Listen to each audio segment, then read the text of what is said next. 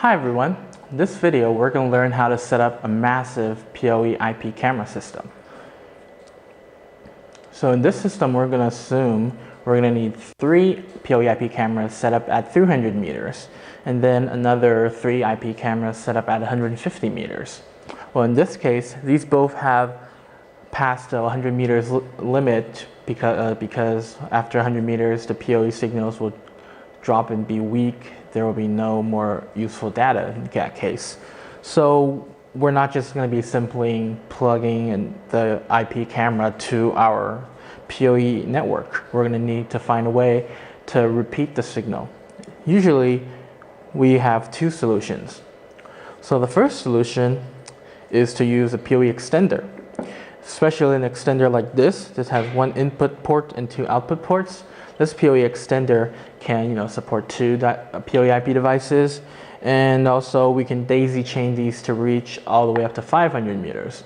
This seems a real good solution for like 150 meters, but when we want to reach like 500 meters, we're going to have to daisy chain 3 of them, and that's going to be a lot of work. And also it's not going to be that pretty. So the first solution, that's one thing, and the other thing is we're going to need to make sure if there's enough power. If there's not enough power, we're going to have to make sure the data source will have an injector that can support all 3 IP cameras, especially when they're like at 500 meters. Now, so the first solution is workable, but kind of complicated. We want our lives to make our lives easier, so then I'll introduce you to the second method. The second method is to use an ultra long distance PoE switch. This one has 8 ports. So we have 6 devices, 8 ports, that's enough. And you can take a look that these ports are divided into 2 groups. These are the ultra long distance ports and these are the regular PoE ports. Now the ultra long distance ports are specially designed to let the PoE signal travel to the maximum, which is 800 meters. And when before it reaches the IP device, it has to go through one of these adapters here. These adapters will help us receive and transmit a signal coming back as well. So it is a really crucial part in this setup.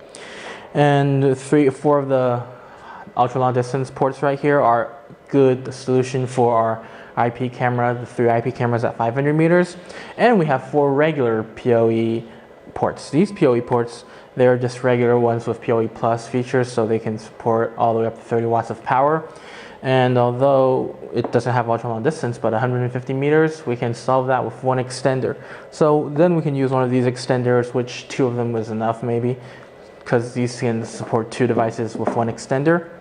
And in that case, we have our problem solved. So the 500 meters ones use the ultra long distance ports, and the regular ones we can just use an extender at the regular PoE ports.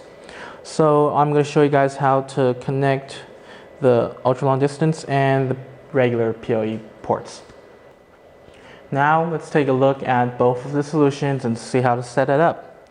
First solution is using the extender for the normal PoE ports, which is for the 3 cameras at 150 meters. So we're going to use this 1 in 2 out PoE extender, and then we're going to connect it to a camera and see if it works. First we're going to use an Ethernet cable to connect our PoE switch to our NVR. This will give us the image on our monitor. So once connected, use our long PoE Ethernet cable and connect it with our extender.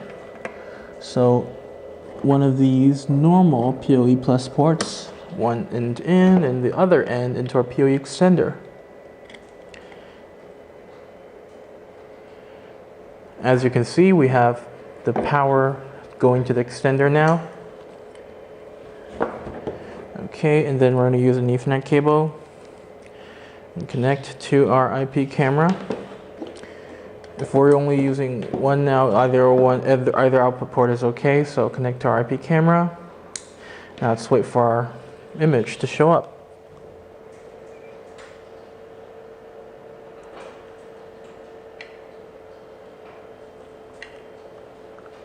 So you can see we have a live image on our screen right now, so the 150 meter cameras are good to go.